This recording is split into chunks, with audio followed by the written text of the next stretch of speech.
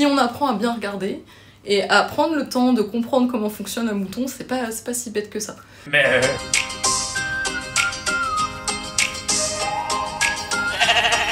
Bonjour à tous et bienvenue dans un nouvel épisode du podcast Écho du Labo. Nous sommes 3 étudiantes en licence de biologie, Axel, Oriane et Sarah, et aujourd'hui nous partons à la rencontre d'Isia, jeune chercheuse de 25 ans en comportement animal, avec l'espoir de comprendre comment les moutons perçoivent les odeurs qui les entourent. Nous la rejoignons au Centre des sciences du goût et de l'alimentation, à seulement quelques pas de nos salles de classe au bâtiment Sciences Gabriel. Après quelques minutes de marche, nous retrouvons Isia, une jeune femme pétillante et souriante, bien loin du cliché du chercheur froid et excentrique portant des lunettes et une blouse blanche. Elle est plutôt décontracte, en tenue de sport et nous a tout de suite mis à l'aise en nous proposant une boisson. Isia nous a ensuite accompagnés jusqu'à son bureau, et à notre plus grande surprise, pas de moutons à l'horizon, seulement plusieurs bureaux et des ordinateurs. Du coup, on s'est demandé, mais concrètement, sur quoi est-ce qu'elle travaille ? Moi, du coup, c'est Isia Larigaldi et je travaille au CSGA et je fais une thèse du coup sur la capacité des moutons à percevoir les odeurs des humains, mais surtout à percevoir nos odeurs émotionnelles. Et pourquoi les moutons et pas un chien ou une tortue ?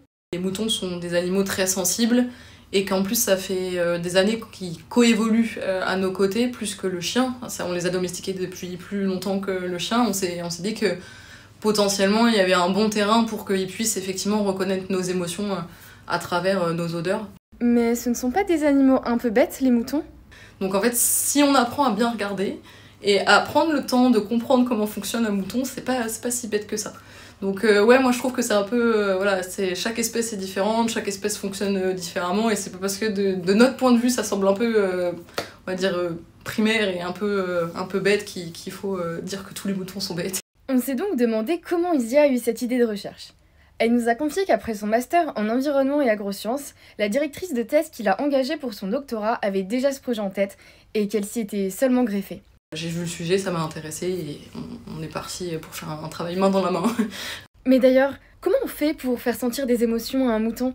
Donc en fait, on vient présenter notre bâton avec la compresse, et ce qu'on fait après derrière, c'est qu'on vient regarder, en fait, moi je regarde image par image, qu'est-ce que fait l'animal, est-ce qu'il renifle, est-ce qu'il touche la compresse, est-ce qu'il mange la compresse, enfin tout ce qui se passe quand je fais sentir en fait l'odeur.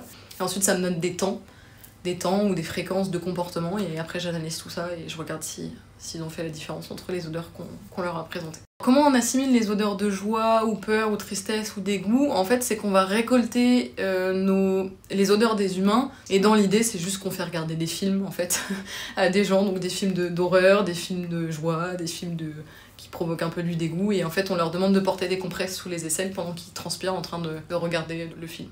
Isia nous a dit que pour ses recherches, elle devait également observer la réaction des moutons à l'odeur de leurs prédateurs, plus précisément à l'odeur de leur déjection, celle que les moutons reconnaissent le plus.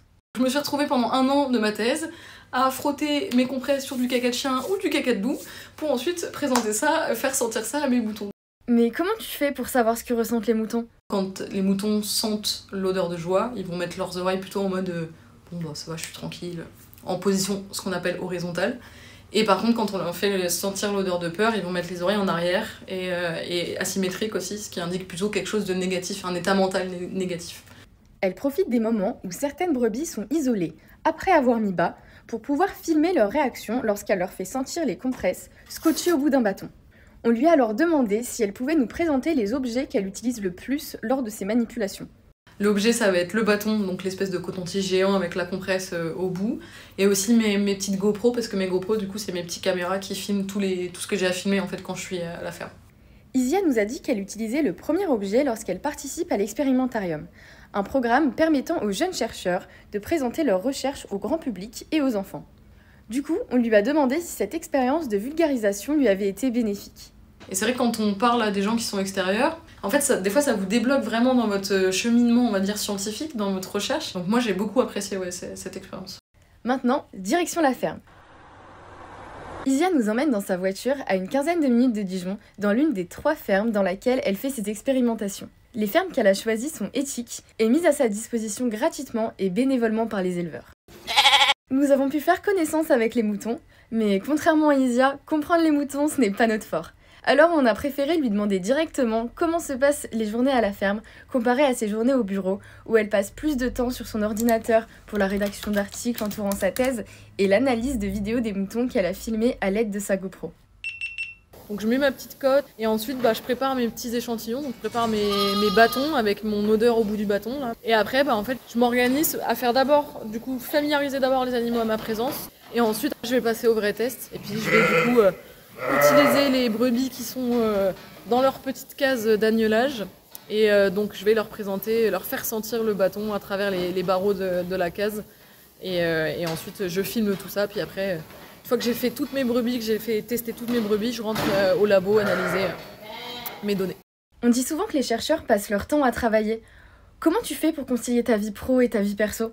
C'est un des défis un petit peu quand on est en thèse, je pense, de pouvoir conjuguer sa vie professionnelle et sa vie un peu sociale à l'extérieur. C'est vrai que c'est un peu un challenge. Mais du coup, t'arrives quand même à garder du temps pour toi ? J'ai des activités, on va dire, en dehors, comme du sport, qui m'obligent finalement un peu, voilà, le soir, quand je dois aller dans mon entraînement, je peux pas rester devant mon ordinateur parce que j'ai un impératif. Après une dernière caresse au mouton, nous avons pris la route du retour, au terme de laquelle notre rencontre avec Isia s'est terminée sur un précieux conseil. Le conseil que je donnerais le plus, ça serait de s'écouter. Mais avant ça, nous vous invitons à écouter l'histoire d'un nouveau chercheur ou chercheuse dans le prochain épisode d'Écho du Labo.